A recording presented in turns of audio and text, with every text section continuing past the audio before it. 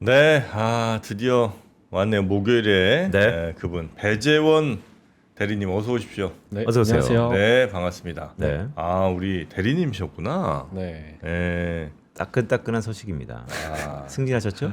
네, 그렇게 됐습니다. 그래요. 축하드립니다. 실력에 비해서 좀 과한 거 아닌가요? 농담입니다. 네, 네, 그렇죠. 네. 네, 그만큼 아끼고 열심히 하라는 얘기고요. 네, 좋은 얘기였습니다. 네. 자, 전자닉스 좀 볼까요? 반도체 시가총액 1등, 2등기 어떻습니까? 대부분 지금 업앤다운이 심한데. 네. 아무래도 오늘 이제 뭐 오늘의 움직임만 좀 봐서는 확실히 이제 10시에 있을 뭐 트럼프의 관련된 발언 관련해서 좀 기다리고 있는 눈치인 것 같아요. 이제 뭐 8시에 NXT 거래소가 딱 시작이 되었을 때는 조금 뭔가 상승하는 분위기였다가 이제 막 본장 딱 시작했을 때는 좀 하락하는 분위기인데 이제 오늘의 흐름 같은 경우에는 사실 뭐 트럼프의 발언에 의해서 뭐 움직임이 위아래로 이렇게 있겠지만 최근에 있었던 이렇게 반도체 쪽에서의 이런 조정 이후에 최근 어제 굉장히 강한 좀 반등세가 나왔었죠. 근데 이러한 반등세가 나왔다라는 것이 최근에 있었던 악재들이 완전히 지워졌다 이러한 부분이 아니고요. 그만큼 반도체를 좀 매수하고 싶어하는 그런 심리들이 계속 응축되어 있다가 조금의 이런 뭐 호재라던가 아니면 계속 나오는 악재가 이제는 좀 뭔가 둔감해지는 시점이 아닌가라는 부분에서 좀 상승세를 보였을 때 굉장히 가파른 상승세를 보인 걸로 보이고요. 네. 최근에 이런 반도체 쪽의 조정이 그러면 왜 일어났었냐라는 부분인데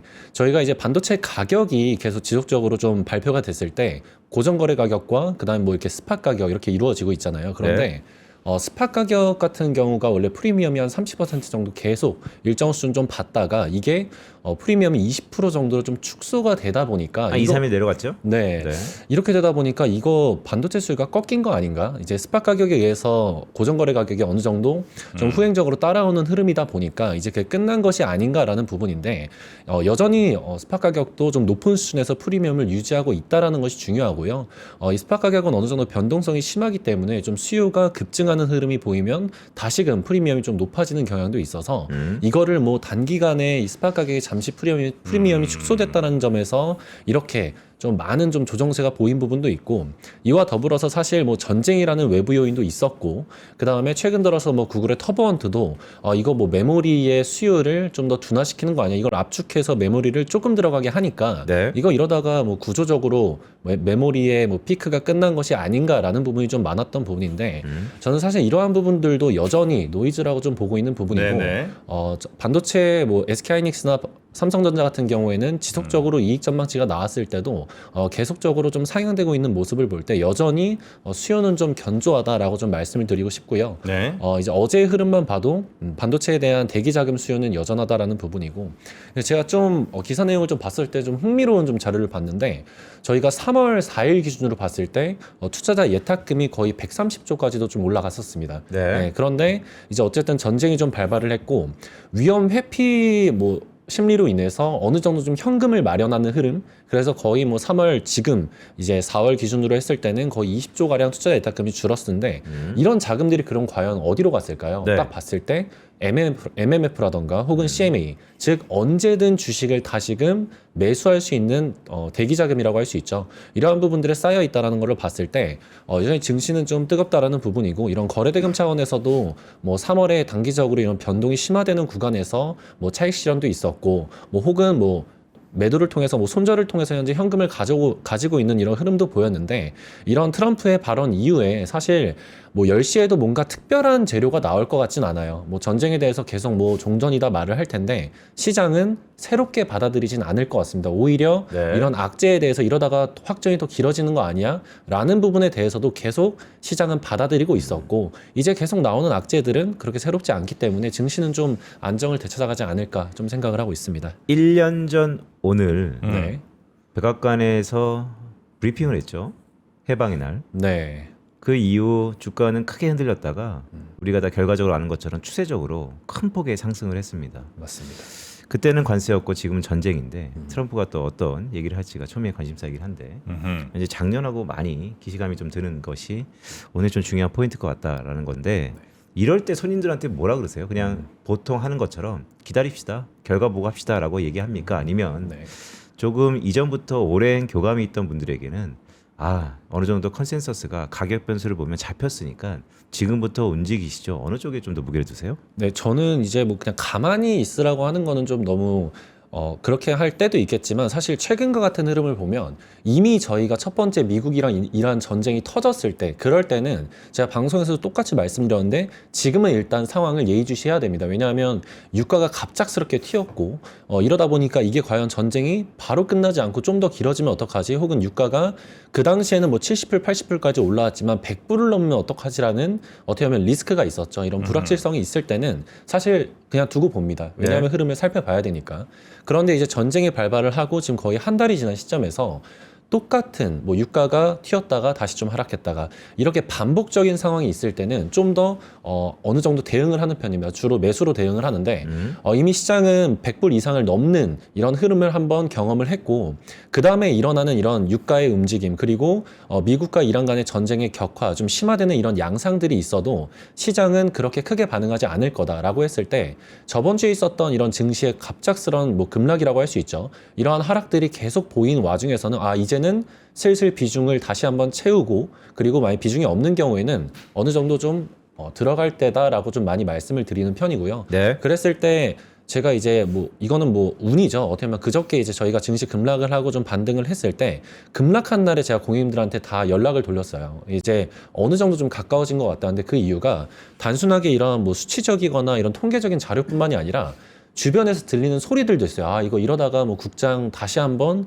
뭐 5,000P가 무너지는 거 아닌가. 이런 얘기들이 많이 들렸을 때가 사실 반등하는 시점이 굉장히 많더라고요. 이제 그런 부분들을 좀 종합적으로 했을 때 솔직히 고객님들을 안심시키는 경향이 있어서 하는 말도 있겠지만 이러한 부분으로 대응을 하겠습니다라고 했을 때 바로 이제 어제처럼 강하게 반등을 해주니까 네. 고객님들 입장에서도 사실 그런 게 중요한 거 이게 뭐 맞췄다 안 맞췄다 중요한 게 아니라 이 사람이 이렇게 좀 계속 시장을 바라보고 있구나 라는 이런 부분에서 좀 대응을 하는 편인데 그래서 사실 가만히 두고 보는 시점은 처음에 전쟁이 일어났을 때지 그 이후에는 좀 더 적극적으로 좀 대응을 하는 대응을 해야 편이라고 된다. 좀 보고 있습니다. 그러니까 되게 좋은 말씀 같아요. 그러니까 꾸준함이 그 브랜딩인데 우리가 공포에 사라는 얘기 많이 하잖아요. 네. 특히나 월요일, 화요일 공포에 사라는 얘기 많이 했던 것 같습니다. 네. 그런데 결과가 나왔어요. 우리 정프로님이 화요일 날 액션을 취했다는 것이 저는 너무나 기쁩니다. 네, 화요일 날 좋았습니다. 사셨나요? 저요? 네, 그러니까 한 종목 팔고 그 돈으로 다시 이제 들어갔죠. 주도주로. 그렇죠. 근데 엄청난 변화이신 거예요. 네. 그래서 되게 고무적이다. 그래요? 네, 고맙습니다. 네, 반복했으면 좋겠습니다. 자, 근데 이 젊은 이제 분들이 네, 감이 좋은 것 같아요. 보면. 감이. 네, 그러니까 뭐 다 좋은 건 아닌데 배재영 PP님 아직 모르겠어요. 제가 감이 좋은 분인지. 지금 감으로는 어느 쪽에 힘 실어야 될 때라고 혹시 좀 느낌이 좀 오세요? 어느 쪽이라는 건 산업을 말씀하시는 거예요? 뭐 산업, 뭐 업종, 테마 다 좋습니다. 네. 뭐 산업적으로는 사실 여전히 AI라고 보고 있고요. AI 반도체? 네, 시장에서도 뭔가 새로운 산업이 나올 거라는 기대보다 이게 과연 다시 반등할까라는 일단 물음인데 그러면 다시 시장에서 빠졌던 이런 돈, 뭐 예를 들어 투자자 예탁금이 줄었다라던가 이렇게 현금으로 보유하고 있는 분들이 다시 무엇을 살까라고 했을 때 저는 새로운 걸 사기보다는 이전에 좋았던 거 그리고 앞으로 좋을 거를 살 거라고 생각을 해요. 최근에 이제 흐름을 보면 전쟁으로 인해서 뭐 최근에 2차 전지의 반등이 있었는데 이런 2차 전지의 반등들도 어쨌든 투자 포인트가 생겼던 것이 전쟁으로 인해서 유가가 높아지니까 이제 뭐 재생에너지라던가 이런 부분에 좀 초점을 둬야지 이러한 투자 포인트도 굉장히 맞다라고 보는데 뭔가 뜬금없이 이제 뭐 저희가 주도 업종에 좀 벗어나고 있었던 뭐 화학 업종이나 네. 뭐 항공 업종 이렇게 새로운 부분이 뜨기보다는 뭔가 피해가 입어서 좋아지는 것보다 이거 전쟁 없었으면 계속 좋았을 건데 전쟁으로 인한 외부 요인으로 인해서 실적과 연관이 없어서 주가가 빠진 업종들 있죠. 대표적으로 계속 말씀드리는 반도체 쪽도 그렇고 이러한 부분들이 다시 전쟁이라는 이런 리스크들이 점점 희미해질 때는 다시금 힘을 받아서 시장을 주도할 거라고 좀 보고 있습니다. 그래요. 네. 여전히. 전 이제 뭐랄까 이 투자자들은 그런 마음이 좀 있어요. 네. 이미 뭐 반도체가 좋을 거 AI로 갈 거를 모르는 분이 있을까? 이제 거기에 대해서 싫느냐 싫지 않느냐 정도겠지. 그건 다 아실 거 아니에요. 네. 일단 뭔가 하여튼 좀 혹하는 새로운 얘기가 막 듣고 싶은 거죠. 네, 그래서 뭐 갑자기 뭐 라면이 좋을 것 같습니다. 뭐 이러면 이제 막 귀가 이렇게 막 하잖아요. 네. 그러니까 뭐 그런 거 혹시 있었나 싶었는데 이제 그런 관점에서는 하나가 있는데 제가 뭐 오늘 자료 준비한 것처럼 그래요? 네, 미국이랑 이란으로 전쟁으로 인해서 네. 사실 변한 건 있죠. 그러니까 네. 유가가 뭐 변했죠. 지금 굉장히 많이 높아졌고 그러면 이 유가가 다시 이전처럼 뭐 50불이나 뭐 40불처럼 바로 내려올까?